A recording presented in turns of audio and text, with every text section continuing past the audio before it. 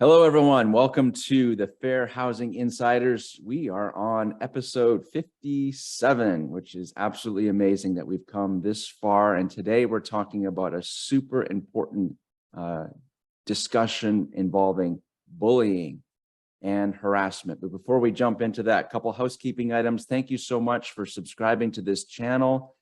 Make sure you've signed up for our newsletter. Our newsletter contains a lot of extra bonus information and content, as well as opportunities to enter into our community questions contest. So make sure you've subscribed to our newsletter for that, and follow us on Instagram at Fair Housing Institute. We thank everyone for your support. So today we're going to get into some interesting questions about bullying and harassment. What's the difference? What do the staff have to be ready for when they're dealing with their residents and those potential situations, and a lot more. So let's start this time with looking at a scenario, and that will help set the stage for our discussion today. And then we'll kick it to Kathy for her comments on what's going on and what we can learn from it. Hey, Mary, you look ridiculous. Why do you pretend to be a woman when you are actually a tired old man? You make me sick. Okay, Kathy, get us started. What did you think about that scenario? Why are we talking about this today with our Fair Housing Insiders community? Great question, Jonathan. Unfortunately, this is one of those situations in housing management that is very unpleasant to address. And I like to talk about it because it has fair housing ramifications. And we want to make sure staff know that they cannot ignore these situations when they occur. I get it that they're very unpleasant, and hopefully it doesn't happen a lot. I mean, there are some people who might live in your property who are just downright mean and look for opportunities to try to get under other people's skin, to frighten them, to intimidate them, to embarrass them. And by the way, that's the definition of bullying, is doing just that. Mm-hmm. From a legal perspective, I always like to remind housing providers that if that intimidation, that need to frighten somebody, embarrass them, if that is being done because of the other person's protected category, then it is not only a just mean and nasty thing to do, it is a lease violation, it is also a violation of the Fair Housing Act. And that's why I think we need to talk about it in our session today. Yeah, absolutely. Thank you for helping the audience understand the difference between bullying and harassment. So we needed that definition. So appreciate that. So looking at our scenario, and well, yeah, that was real. What happens, and I appreciate that. It's not, we see that every day. We watch it on the news all the time about people who are just plain mean and ignorant. But from a property management staff perspective, if they see something like this scenario, what are their responsibilities? What should they be doing about it?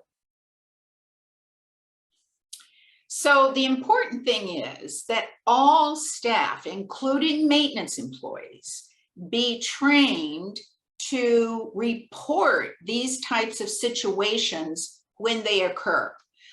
The reality is that a lot of time, let's say a maintenance employee witnesses a similar situation, it's not important for them to try to decide whether this is just a mean person who's bullying someone or whether this is a case of illegal harassment based on that resident's gender identity. Mm-hmm. They don't need to figure that out. So what they do need to do is report that one resident interfered with another resident's ability to live in that property peacefully and without having their, their experience damaged by another resident. So the staff reports it to management. Management makes a record of it and investigates the situation to find out exactly what happened, what was said. And then if it is a situation like it sounds like, then lease action needs to be taken against the perpetrator. Whether it's just a lease violation notice or a termination notice, depends on how serious the situation is. Got it. Got it. Thank you for that. Yeah. So don't ignore it.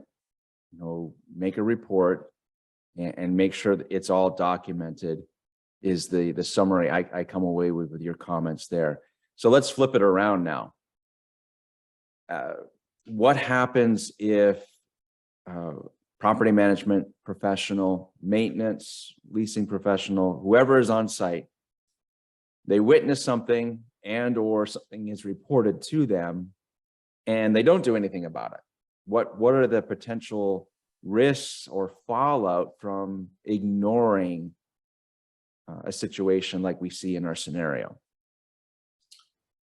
And that's why we need to talk about it, because if it is illegal harassment, and in this case, it looks like it is. It looks like this resident is harassing, intimidating, embarrassing another resident because of their gender identity, which is a protected category under sex discrimination under the Fair Housing Act. If that happens and management knows about it, and they do because somebody witnessed it in this situation, a staff person, they don't report it, they don't take action on it, that resident who has been harassed has a cause of action against the housing provider. So it is illegal for the resident to harass the other resident. It is also illegal for a housing provider to ignore those kind of situations. So that victim of the harassment can sue the housing provider as well as the other resident. And usually they're going to be more interested in suing the housing provider because there are deeper pockets. If they win, they can collect a lot more money usually than they could from another resident.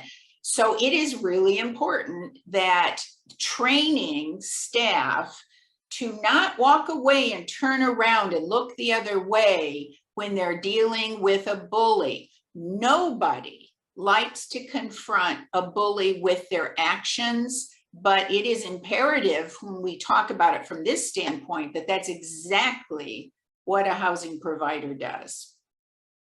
Excellent point. And it's, that's our job in property management. And that's why we have classes and videos like this. We represent the rights of our residents. So there's definitely some passion that's in behind the laws that do exist. And you and I were talking for a minute, Kathy, before we hit the record button today. And I would love your comments just on, with how easily any situation gets into the public eye, and then you're dealing with the public court of opinion, whether or not a resident has committed a fair housing violation is only just part of could be only just part of the problem a property management company would be facing. What are your thoughts on just the scope of how media can inflate situations that may take place? Exactly. So whether the example, the scenario that we used is bullying or sexual harassment, think about it. If someone videos that and puts it up on social media and suggests that those kind of people, meaning bullies, meaning, the kind of people that can make the lives of their neighbors miserable, That's the kind of people that lives in this property. So it's important that management be able to address that by saying, no, these are serious lease violations, whether it's bullying or sexual harassment. Right. And addresses it, does not tolerate it, and takes whatever action is needed to make it stop. It's absolutely that management can feel like they're on top of that and not merely shrugging it off and looking the other way and ignoring it. And so that's what we want to encourage here today, is we want to empower the people in our fair housing community to feel good about addressing those situations if they ever happen on their property. Very good. Yeah, excellent. Thank you for helping us with that particular point. That's bullying is definitely a big word. It is happening in so many different levels. We're focused on housing right now, but we know we see it when it comes to school, workplace, and so many other scenarios. So it is definitely a big topic that's on the minds of the public. So it's good that we're chatting about it today and making sure that we are reminding our community of their responsibility. So thank you so much, Kathy. Awesome. Appreciate that. So, Jonathan, let me jump in here for just a Sure. minute.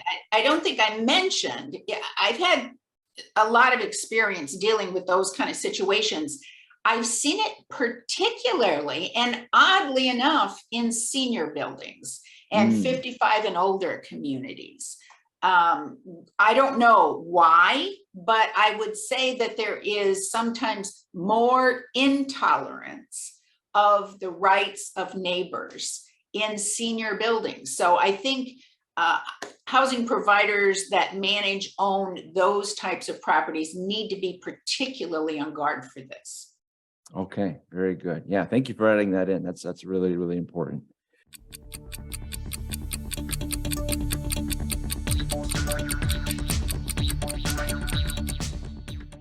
Okay, so great topic, great episode 57, great reminders.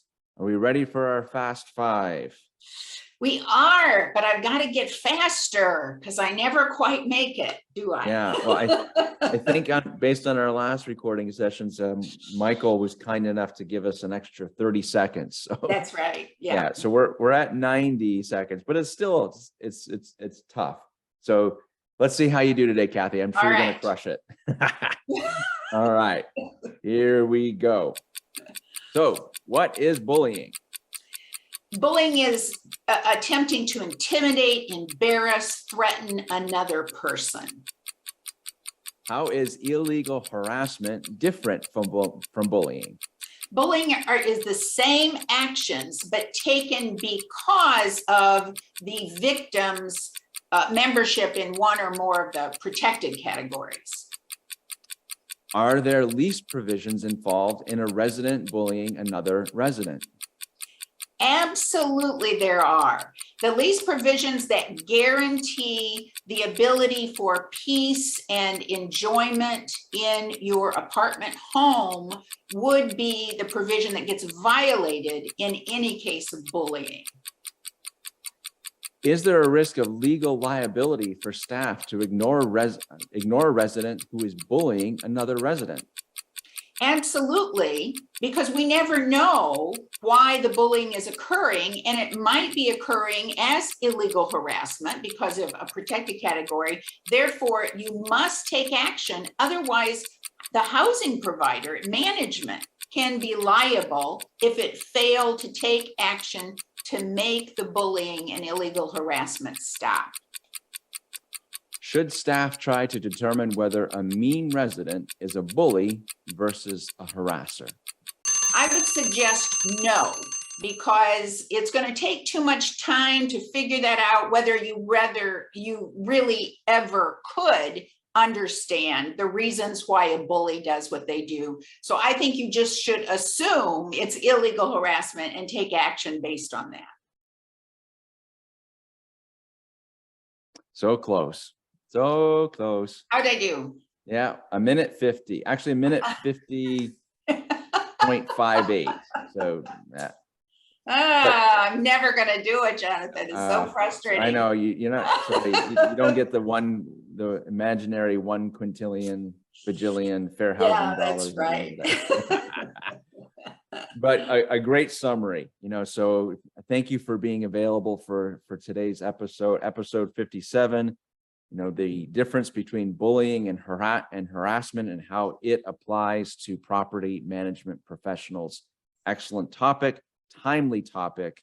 And we thank you. We know we've had some contributions from the community asking for us to touch on this subject. So thank you, community, for being part of that voice in bringing these topics out so that we can talk about them for everyone who is a part of the Fair Housing Insiders community. So thank you, everyone, for turning into the show. Please make sure you share this with your network. Give us a thumbs up on YouTube. Subscribe to us via our newsletter. We love your feedback. And if you have any questions related to this episode, be sure to make sure you put those in our YouTube channel as well. Until next time, we'll see you, everyone. Thank you again, Kathy. Take care. Bye.